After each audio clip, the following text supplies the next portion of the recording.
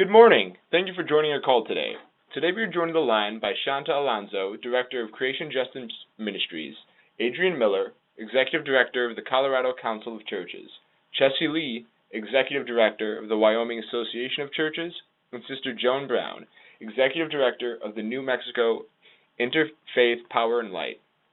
With that, I'll now turn the call over to Shantha Alonso, Director of Creation Justice Ministries. Shantha? Thanks. Today, more than 25 faith community leaders and socially responsible investment firms joined together in a letter to oil and gas lobby groups, calling on them to drop their opposition to the U.S. Bureau of Land Management's natural gas waste rule and to join us in supporting it. The letter released today was sent to the Western Energy Alliance, the Consumer Energy Alliance, the Colorado Oil and Gas Association, the New Mexico Oil and Gas Association, the New Mexico Association of Commerce and Industry, the Colorado Petroleum Council, and the La Plata Energy Council. We have a moral responsibility to cut methane emissions and reduce natural gas waste from oil and gas operations on our public lands. Methane is the primary component of natural gas, and we believe all energy sources to be gifts from God. It's up to us to steward them wisely. As the old adage goes, waste not, want not. When natural gas is wasted, it means lost revenues that could go to the common good, to our schools and communities, is wasted. Also, that lost energy could be heating homes for low-income families. Along with methane, oil and gas operations emit toxics such as benzene, which threaten the health of people living closest to the drilling operations. These drilling sites also emit ozone-forming pollutants that can trigger asthma attacks and worsen emphysema. Communities most at risk for the effects of ozone pollution are the most vulnerable: children, older adults, impoverished communities, and communities of color. Therefore, it is our moral responsibility and duty to cultivate and conserve the gifts of God's creation in a sustainable way, including natural gas.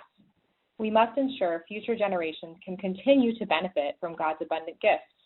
Many faith teachings, including Pope Francis's recent encyclical Laudato Si, highlight our shared moral responsibility to prevent harm to communities by reevaluating and changing unsustainable practices. And the good news is that this is a problem we can solve. Our nation has the technologies and the know-how to cut methane waste and pollution. That's why we are encouraging the oil and gas lobby groups to join us in supporting the BLM natural gas waste rule. It is imperative that the BLM finalize a rule now to stop methane waste and pollution. In this teleconference today, you'll hear from 3 faith leaders representing religious communities in Western states.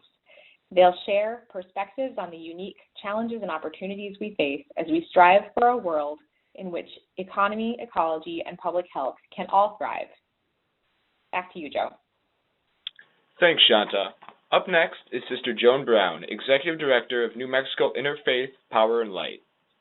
For our part, our letter comes on the heels of a groundbreaking report this month by NASA, which found that the oil and gas operations were a significant contributor behind emissions that have created a methane cloud the size of Delaware hovering over the Four Corners region.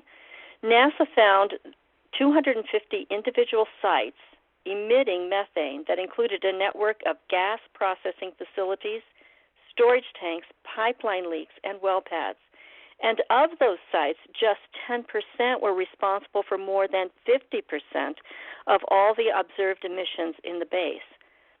These sites are known as super emitters and can only be fixed if we find them and then fix the leaks where they occur. For New Mexico, this is very important because there's a clear moral imperative to act from an economic justice perspective as well.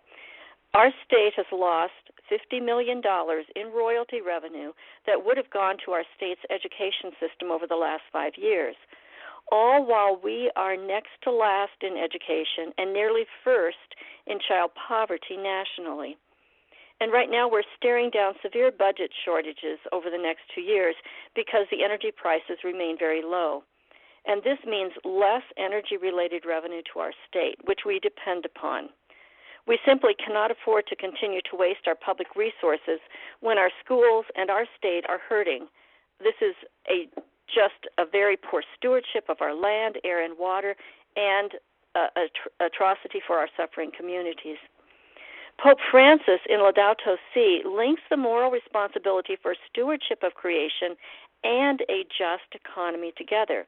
And he addresses very specifically the need to maximize the efficient use of non-renewable energy as one way of addressing, quote, the throwaway culture that affects the entire planet, unquote. The NASA study clearly demonstrates the need the words of Pope Francis. The oil and gas industry holds responsibility for the Four Corners methane cloud.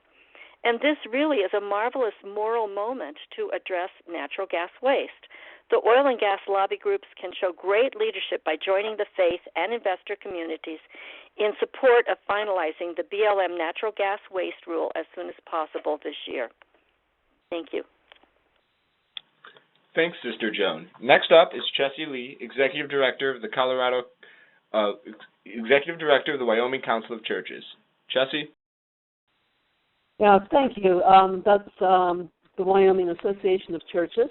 Good morning to everybody, and thank you for this opportunity. Similar to our western neighbors, the state of Wyoming is also facing some severe budget cuts, and this is due to sustain low energy prices and the downturn in energy related tax revenues. And like Mexico, our schools are being hit hard by this downturn. And one of our religious community's most closely held beliefs is that we are morally required to ensure every child have an opportunity to reach their fullness of his or her God-given potential. But we are failing to invest in our children, and that's what this can help address. According to the ICF International, $330 million worth of natural gas is wasted through flaring, venting, and leaks by oil and gas operations on public and tribal lands, including $42.5 million right here in Wyoming. That translates into millions of dollars in lost royalty revenues that would go toward our public schools and our community colleges and the University of Wyoming. And Wyoming has shown that cutting methane emissions is possible. Wyoming adopted strategies to reduce methane in the upper Green River Basin, that's around Sublette County, which was seeing enormous waste and air quality problems that rivaled with Los Angeles. There were days when it was even worse than Los Angeles, the pollution. But the approach that was used was a win-win, where Jonah Energy, one of our largest operators in the area, cut leaks in the upper Green by 75%. Moreover, Jonah Energy was able to more than cover their labor and materials by cutting waste and bringing more natural gas to the market for them. When we have solutions that we know work and are cost-effective, we definitely have a responsibility to act. Unfortunately, for Wyoming, we have lagged behind and failed to implement comprehensive solutions to cut methane leaks across the state. This failure is harming God's children's chance at a brighter future through education, not to mention health and the state of God's creation that our children will inherit. Given that the oil and gas industry itself has seen the economic benefits of cutting methane waste and pollution, we strongly encourage the Western Oil and Gas Trade Associations to rise to the challenge and support the common sense solutions like the BLM natural gas waste rule. The sooner the BLM adopts this rule, the better for Westerners and industry alike across all the West. Thank you. Thank you, Chesie. Up next is Adrian Miller, Executive Director of the Colorado Council of Churches. Adrian? Thank you, and thank you to everyone for joining us on this call. I would like to build on what my colleague in Wyoming has talked about and highlight how if we work together to cut methane waste and pollution, we can all be better off. 2 years ago, Colorado became the first state in the nation to adopt air quality rules that tackled methane emissions. We did so by working together across different sectors: the conservation community, faith groups, oil and gas companies, the state of Colorado, and public health advocates all came together to find solutions. These rules have been enormously successful. According to a report by the Colorado Department of Public Health and Environment, we saw a 75% reduction in the number of sites with methane leaks that needed repairing. And by and large, industry has welcomed our state rules. In fact, 7 out of 10 oil and gas industry-related companies surveyed found that the benefits of Colorado's methane rules outweighed the costs. However, Colorado can't go it alone. God's creation and our health do not know the boundaries of state lines. We still face regional problems with ozone pollution from oil and gas operations in the western and southwestern part of our state. And as Sister Joan mentioned earlier, the Four Corners methane cloud problem cannot be solved unless we adopt regional strategies to address methane waste and pollution. Rather than working against those of us that live in the West, we encourage Western oil and gas stakeholders to work with us and support the BLM's natural gas waste rule. It's in the interest of preserving God's gift of clean air, better stewarding our public tax dollars, which serve the common good, and whether or not they might admit it, ensuring the long-term health of the oil and gas industry. Christian communities often look to 1 Corinthians, the 12th chapter, for guidance on how to live and work together. If we think of ourselves as one body, the eye cannot say to the hand, I don't need you, just like the head cannot say to the feet, I don't need you. When oil and gas companies realize that they are inextricably connected to the physical health of the local community, the thriving of the local economy, and the healing of God's creation, we can and will all do better. The BLM has taken a strong, sensible approach through their natural gas waste rule. The sooner that rule is finalized, the better off we will all be in the community. Thank you. Thank you, Adrian, and thank you to all of our speakers. At this time, if you have a question, please press *3 and you'll get put in the question queue. Thank you.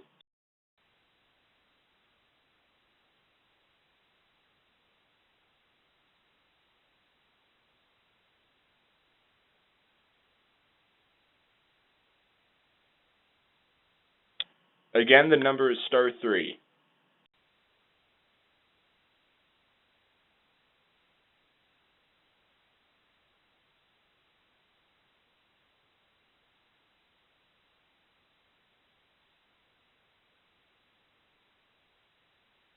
All right, it looks like we don't have any questions today, so that will be it for today's call. Thank you for everyone who joined the call, and thank you for our speakers. Have a great day. Thanks.